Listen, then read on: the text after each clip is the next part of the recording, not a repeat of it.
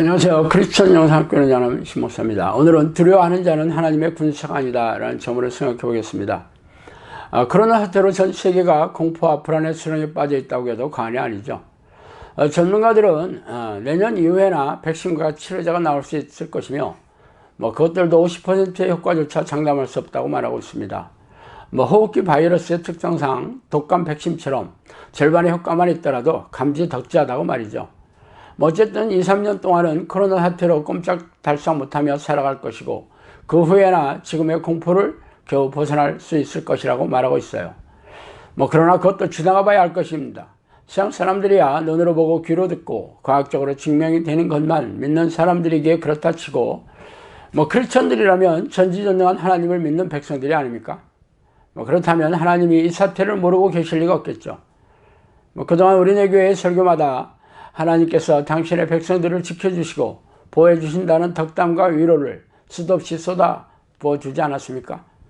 그런데 막상 이런 상황이 터지니까 꿀먹은 벙어리처럼 숨죽이고 아무 말도 하지 않고 있어요. 그렇다면 그동안 목사들이 인용한 성경 말씀은 죄다 가짜였다는 것입니까? 그래서 오늘은 코로나 바이러스를 두려워하며 벌벌 떨고 있는 우리네 교회의 차가운 현실에 대해 말씀드리고 싶습니다. 여룻바알이라 하는 기드온과 그를 따르는 모든 백성이 일찍 일어나 하루 샘물 곁에 진을 쳤고 미디안의 진영은 그들의 북쪽이요 모레산 앞 골짜기에 있었더라. 여호와께서 기드온에게 이르시되 너를 따르는 백성이 너무 많은즉 내가 그들의 손에 미디안 사람을 넘겨주지 아니하리니 이는 이스라엘이 나를 거슬러 스스로 자랑하기를 내 손이 나를 구원하였다 할까 함이니라. 이제 너는 백성들의 귀에 외쳐 이르기를 누구든지 두려워 떠는 자는 길앗산을 떠나 돌아가라 하라 하시니 이에 돌아간 백성이 22,000명이요 남은 자가 10,000명이었더라.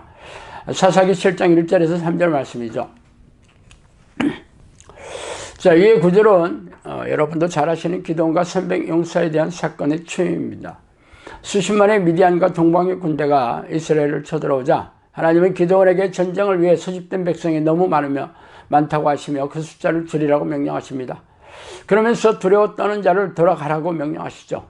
하나님은 두려워하는 자들은 믿음이 없기 때문에 하나님의 군대로 사용하시지 않습니다. 그렇다면 당신은 자꾸만 코로나 사태로 두려워하고 있습니까?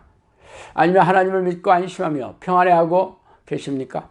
솔직히 말해서 두려워서 벌벌 떨지 않는 교회 목사와 교인들이 거의 없는 게 우리가 마주한 차가운 현실입니다.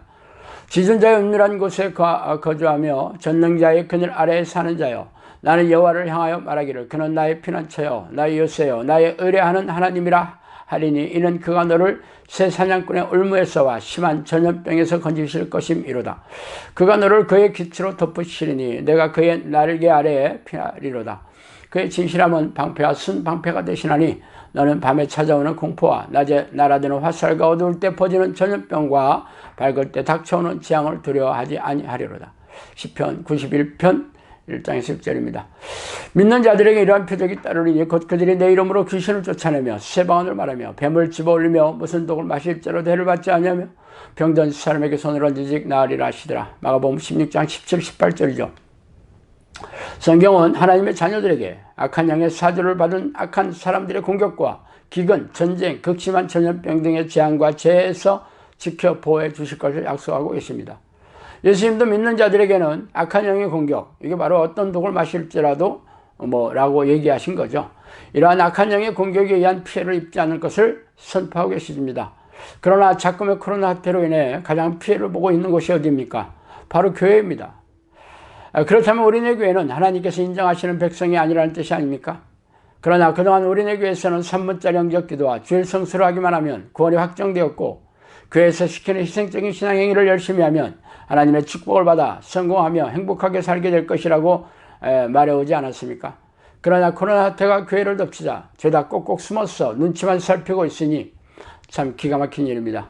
오라시니 베드로가 배에서 내려 물 위에 걸어서 예수께로 가되 바람을 보고 무서워 빠져가는지라 소리질러 이르되 주여 나를 구원하소서 하니 예수께서 즉시 손을 내밀어 그를 붙잡으시며 이르시되 믿음이 작은 자여 왜 의심하였느냐 하시고 마태복음 14장 29절 31절 말씀입니다.